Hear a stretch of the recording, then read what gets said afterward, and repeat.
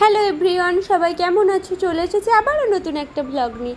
বেড়াতে যাওয়ার অনেক কটা ব্লগ তোমাদের সঙ্গে শেয়ার করছি, তার মধ্যে এটা হলো আরেকটা সেকেন্ড দিন। এটা হচ্ছে আমরা সেকেন্ড একটা স্পটে যাব, একটা ভিলেজে যাব। তো দেখো বাসের ভেতরে কেন ব্লগ করছি তোমরা নিশ্চয়ই ভাবছো। আসলে বাসের ভেতর থেকে আমি যেহেতু রাস্তার এই দিকে বসেছি, ওই দিকে দেখো গ্রিন গ্রিন হালকা, ওগুলো সব হচ্ছে মানে বাংলাদেশের বর্ডার। তো সেটাই আমি ভিডিও করছিলাম, তবে খুব একটা ভালো করতে পারিনি। তো যাই হোক, আমাদের এখনও খাওয়া হয়নি, তো ভালো করে দেখো বেড়াগুলো কিন্তু ভালোই বোঝা যাচ্ছে। আর এই জঙ্গল যেগুলো দেখছো গাছপালা, ওগুলো কিন্তু সবই বাংলাদেশে। আর আমরা যে দিকটাতে আছি ওটা ইন্ডিয়া। তো আমরা চলে এসেছি, এবার আমরা এক জায়গায় বসে একটুখানি খাবার খাবো। তবে আজকে আমাদের কপাল খুবই খারাপ, আমাদের সব খাবার দাবারগুলো খারাপ হয়ে গেছে। ভাতটা একেবারে খারাপ হয়ে গেছে, এতটা টেম্পারেচার। তোমাদেরকে তো বললাম ওখানে 46 ডিগ্রি মতো টেম্পারেচার ছিল, যে কারণে সব খাবার দাবারগুলো নষ্ট হয়ে গেছে। কি আর করা যাবে, মানে যতটা ভালো আছে তরকারিগুলো, ওগুলো দিয়ে আমরা সবাই আজকে খাবো দুপুরের লাঞ্চে মুড়ি। তো চলো খাওয়া দাওয়া শেষ করি, তারপরে যাব একটা খুব সুন্দর গ্রামে। তো এখানকার গ্রাম কেমন হয় সেটা তোমাদের সঙ্গে শেয়ার করব। তো চলো দেখতে থাকো। আর রাস্তার পাশে দেখেছো একটা বড় পাথরের মানে পাহাড় ঝুলছে, পুরো মনে হচ্ছে এই না আমাদের ওপর পড়ে যায়। তো সেটাই দেখছিলাম। আর একটা ভালো মানে খুবই ভালো লাগা আমার যেটা লাগছিল সেটা হচ্ছে এই রাস্তার পাশে পাশে শুধু সুপারির গাছ, আর তার সঙ্গে আছে কাঁঠাল গাছ, যেটা দেখতে এত ভালো লাগছিল যে প্রচুর প্রচুর কাঁঠাল গাছ। আর এখানে কাঁঠাল মনে হয় কেউ নেয়ার নেই, তো আমার মনে হচ্ছিল নেমে আমি কয়েকটা নিয়ে চলে আসি। এত কাঁঠাল গাছ আর সব নিচের দিকে পড়ে আছে।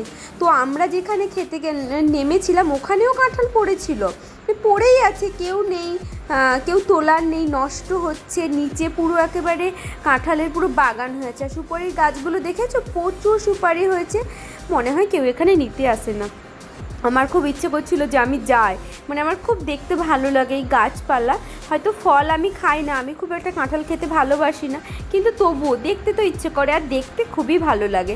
তো ফলের গাছ দেখতে কার কার ভালো লাগে অবশ্যই কমেন্ট করে জানিও। আমার তো খুব ভালো লাগে, যে মানে লাগাতেও খুব ভালো লাগে। তো সেটাই, চলো এই তো জঙ্গলের মধ্যে দিয়ে যাচ্ছি এখন, এইবার যাব গ্রামে।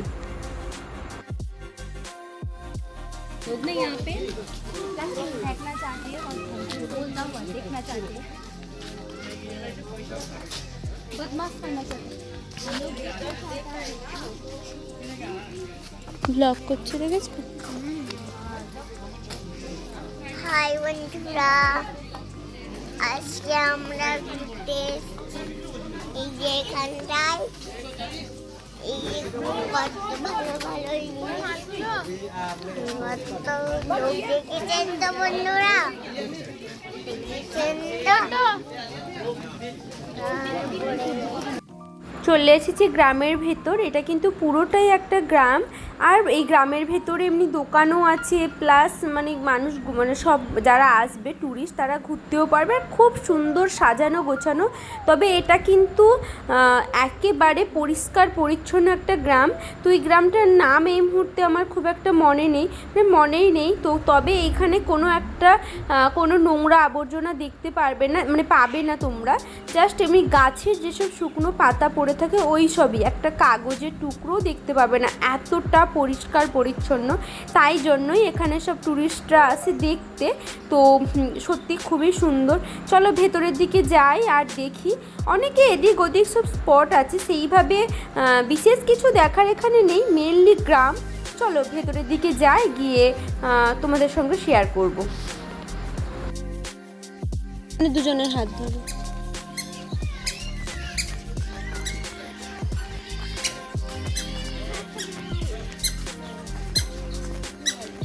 রাস্তা দেখি হাঁটো, এসো এসো এসো মামা, আসবে ঠিক আছে।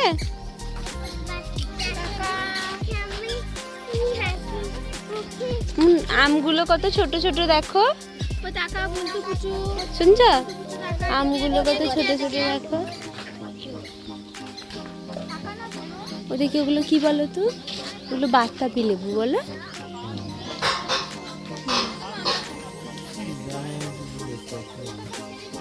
এই তো গ্রাম, এই যে এত সুন্দর করে পরিষ্কার পরিচ্ছন্ন গ্রাম। তুমি কি বলছিলে যাবে না, কি একটা বললে না আমাকে, কি সব থেকে এশিয়া মহাদেশের পরিষ্কার, কি পরিষ্কার মানে কি পরিষ্কারটা কি বলছিলে? হাতটা ধরো, ছোট দিদির হাত ধরো, দুজনে হাত ধরে ধরে চলো। চলো আসো।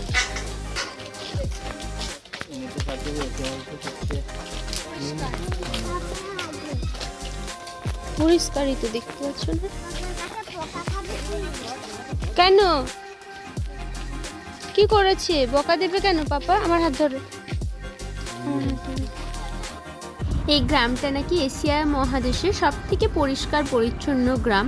তো সবাই সেটা বলছে। আর অ্যাকচুয়ালি এটা এতটাই পরিষ্কার পরিচ্ছন্ন গ্রাম যে পুরো আশেপাশে মানে রাস্তার দুদিকে মোটামুটি সমস্ত জায়গাতেই ডাস্টবিন রাখা আছে। আর সব কিছু এই পাহাড়িদের যে ঝুড়ি থাকে ওই ঝুড়ির মতো করে ডাস্টবিন। তো এই রকম মানে একেবারে কোনো নোংরা নেই। আর সেটার জন্যই এটা একটা ট্যুরিস্ট স্পট হিসেবে তৈরি হয়েছে। তো সামনে দিকে তো এগিয়ে যাচ্ছি, তবে এখানে পাহাড় যেহেতু, তো সেখানে এখানকার সমস্ত ফলের গাছগুলো না সাইজগুলো খুব ছোট ছোট। আম হয়েছে, অনেক আম হয়েছে, কিন্তু সবই খুবই ছোট ছোট। আর অনেক ধরনের গাছ আছে যেগুলোর নাম তো আমরা মানে আমার জানার কথা না, সত্যিই আমরা জানি না। তো অনেকেই এসেছে এখানে।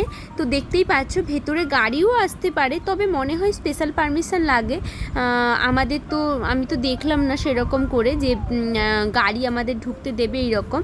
তবে এগুলো সম্ভবত স্পেশাল কোনো গাড়ি বা গ্রামেরই কারো গাড়ি, সেই কারণে। তো গ্রামের ভেতর বাড়িগুলোও কিন্তু খুব সুন্দর সুন্দর আছে, যেরকম ছোটোখাটো বাড়িও আছে সেরকম বেশ বড় বড় বাড়িও আছে।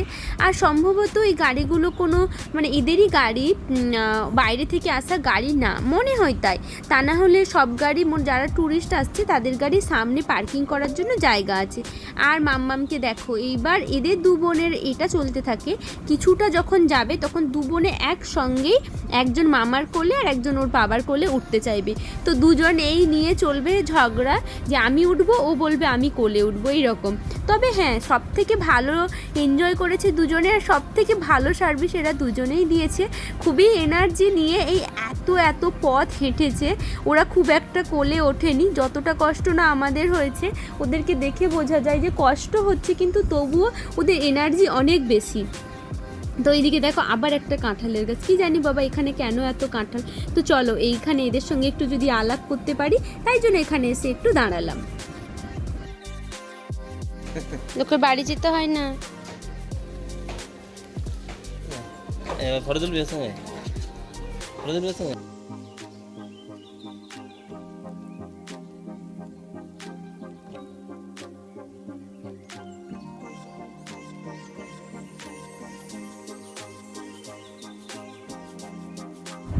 অনেক চেষ্টা করলাম বাচ্চাগুলোর সঙ্গে যদি একটু বন্ধুত্ব করা যায়, কিন্তু করা গেল না। মানে ওরা আসলো না, মনে হয় দেখে ভয় পাচ্ছে। আর ওরা হয়তো দেখে দেখে অভ্যস্ত, তাই জন্য নর্মাল বাইরের লোক দেখলে ওরা ছুটে আসে না, যেটা হয়তো আমরা হলে করতাম। সাধারণত না দেখতে পেলে হঠাৎ কেউ এলে তো ছুটে আসি, কিন্তু মানে দেখতে ইচ্ছে করে, কিন্তু ওদের হয়তো করছে না, কারণ ওরা তো সবসময় দেখতে থাকে।